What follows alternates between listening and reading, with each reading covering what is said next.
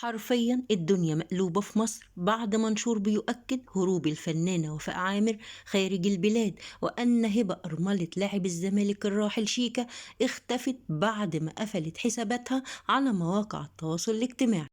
وأثار منشور للمحامي أحمد مهران على صفحته على موقع الفيسبوك حالة من الجدل بعد ما نشر معلومات قال فيها، نشر بوست وقال فيه إن وفاء عامر في المطار دلوقتي وهبة زوجة شيكا قفلت حساباتها. وتزامن هذا المنشور بعد تداول عدد من الشائعات على مواقع التواصل الاجتماعي بشأن تورط بعض الشخصيات الفنية، وعلى رأسهم الفنانة وفاء عامر وبعض البلوجرز على التيك توك في قضايا الإتجار بالبشر أو تجارة الأعضاء. والحكاية بدأت إن في بنت أو سيدة اسمها مروة يسري ظهرت في نوفمبر 2024 وقالت إن هي بنت الرئيس السابق حسني مبارك والفنانة المعتزلة إيمان الطوخي، واللي كانت ثمرة زواج عرفي ما بين الرئيس حسني مبارك والفنانة إيمان الطوخي. طب ازاي وهي مقيمة مع أسرة في منطقة امبابي واسمها مروة يسري بتقول ايه بقى بنت مبارك؟ قالت ان هي نشأت مع أسرة فقيرة وقاسية في منطقة امبابة، ولما كبرت عرفت ان في ناس اخدوها بالعافية من امها والدتها ايمان الطوخي وحرموها منها وتركوها عند الأسرة الفقيرة دي في امبابة مقابل مبالغ مالية، واخدت اسمهم. ولما كبرت وعرفت الحقيقة انفصلت عنهم وسافرت وأقامت في اسكندرية، وبدأت بس فيديوهاتها اللي بتحكي فيها عن مشكلتها، وهي كما يقول المحامي الخاص بيها أو فريق الدفاع عنها إن هي مصرة على كلامها. والمحامي الخاص بيها بيطالب بأخذ عينات من جمال وعلاء مبارك، وبيطالب المحامي بعمل تحليل الدي ان ايه لإثبات ان مروة يسري اخت الاتنين علاء وجمال مبارك. لكن الموضوع ما خلصش على كده، لكن ظهرت برضو في عدة فيديوهات اخرى وقالت ان هي بتتهم فيها الفنانة وفاء عامر وهبة زوجة شيكا بتجارة الاعضاء. واتهمت اللي هي مروة يسري الفنانة وفاء عامر إن هي شاركت في بيع كلية شيكا وجزء من الكبد بتاعه لمروره في الوقت ده بأزمة مالية، ووعدته بمبالغ مالية كبيرة وبالدولار، وإن كان ده السبب الحقيقي في تدهور صحة شيكا واللي انتهى بوفاته. والأكتر من كده إنها اتهمت الداعية وسيم يوسف بإن هو اللي حصل على أعضاء اللي هي كلية إبراهيم شيكا، وإن هو اشتراها منه عبر وفاء عامر وزوجته هبة تركي. واتهمت مروة يسري أو بنت مبارك كما تدعي، اتهمت إن التيك توكرز أم ساجدة وأم مكة واللي بتربطهم أيضا علاقة بوفاء عامر إن هم من ضمن شبكة تجارة الأعضاء الدولية، وإن هم واجهة أيضا لغسيل الأموال عبر المبالغ المالية الكبيرة اللي بتدخل لهم في حساباتهم على موقع التيك توك. وقالت المدعوة مروة بنت مبارك إن مصر فيها وكالة ضخمة جدا لبيع الأعضاء البشرية واللي بيديروها ناس مهمة جدا في البلد.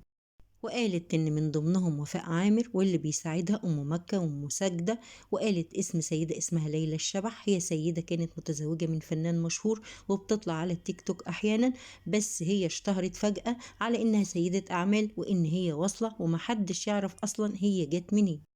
وطبعا الموضوع قلب الدنيا، وطلعت بعديه أم ساجدة وأم مكة في لايفات يرد عليها بأبشع الألفاظ، وادعوا إن هم واجهة مشرفة لمصر وإن هم من السيدات المكافحات، وإن كلام المدعوة مروة بنت مبارك غير حقيقي.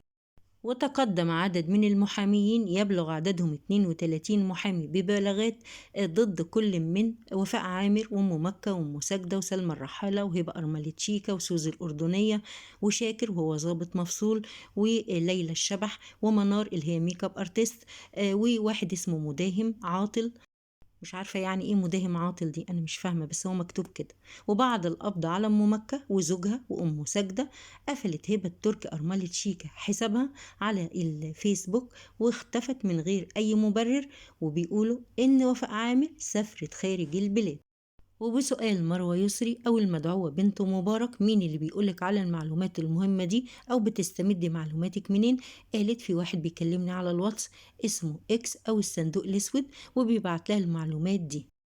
وظهر امبارح واحد في فيديو وقال فيه إنه بالفعل إن هو باع كليته وكانت الواسطة في البيع أم ساجدة ووفاء عامر.